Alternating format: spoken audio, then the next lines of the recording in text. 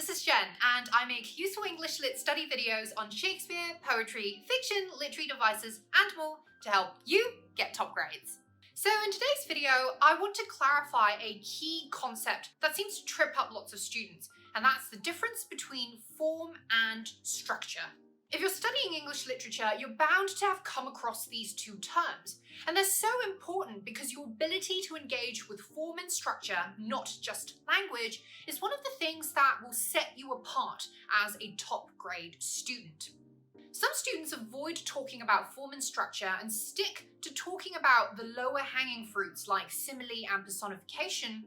That's usually because they're unsure as to what form and structure mean, or how they're different and how they can go about discussing them.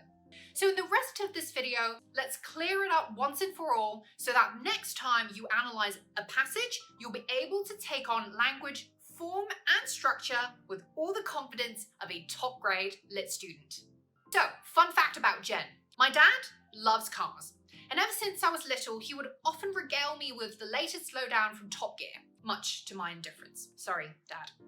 Okay, so you might be like, cool story, Jen, but what does this have to do with anything? Well, that's because I want us to think about form and structure in terms of cars. In literature, form would be the different types of cars, say an SUV, a truck, a hatchback, a saloon, a caravan, you name it. While structure would be the specific parts of a car, your cylinders, valves, camshaft, pistons, tyres, etc. So just as a Range Rover Sport consists of 6 cylinders, so a villanelle contains 6 stanzas, specifically 5 tercets followed by 1 quatrain.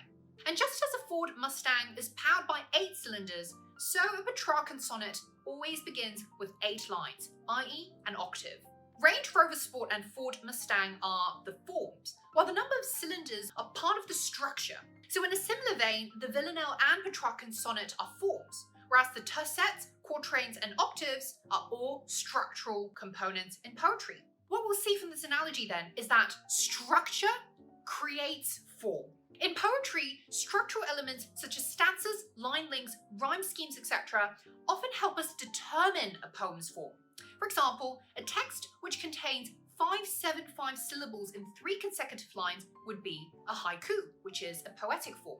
Likewise, in prose, structural elements such as rising action, climax, cliffhangers, or even more granular features like epigraphs, paragraphs, and point of view shifts help us understand whether the text is a short story, allegory, essay, novel, etc.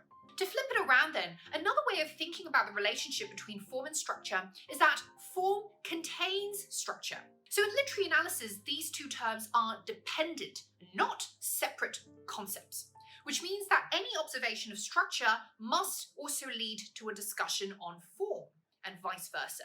By the way, guys, I'd massively appreciate it if you could hit the thumbs up button below, subscribe to my channel, and switch on that bell notification if you find this video helpful so far. This would really help me carry on making these useful English lit study videos so that you can get top grades in the subject and we can inspire more people to enjoy the study of literature.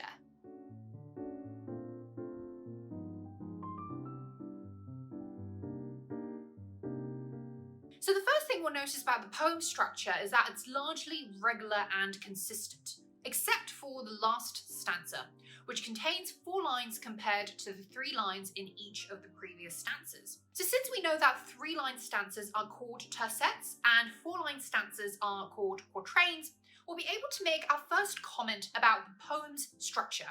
It contains 5 tercets followed by 1 quatrain. We'll also see that the final lines of each stanza are 2 repeated alternating lines, and that there are 2 sets of end rhymes which overarch the entire poem, therefore also being of a chain rhyme scheme. Together, these features fit the prescription for a villanelle, which is a fixed verse form that had originated in France and was later adopted by English poets. Without making our structural observations, we wouldn't have been able to conclude that the form of this poem is a villanelle. Unless, of course, you already knew that by Googling, but that doesn't count. So let's now look at one more example, this time from prose. A good text to use here is Mary Shelley's Frankenstein.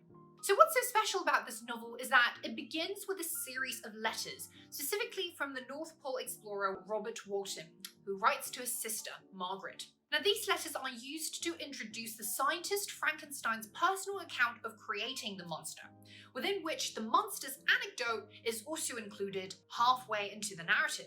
The final chapter resumes the letter format in Walton's voice, which echoes the epistolary frame structure introduced at the start. And we know that epistolary means of a letter format. What these structural shifts tell us is that the form of Frankenstein is an embedded narrative, as evidenced by the tripartite story within story within story structure, those three voices being of Robert Walton, Frankenstein, and Frankenstein's monster. And there you go, guys. I hope this video clarifies for you how form is different from structure, but more importantly, how they are related and how you can comment on them accurately in your next literature essay. Remember, structure creates form and form contains structure. And as always, if you found this video helpful, please do hit the thumbs up button below, subscribe to my channel, and switch on that bell notification so you never miss a top grade English Lit study video from yours truly.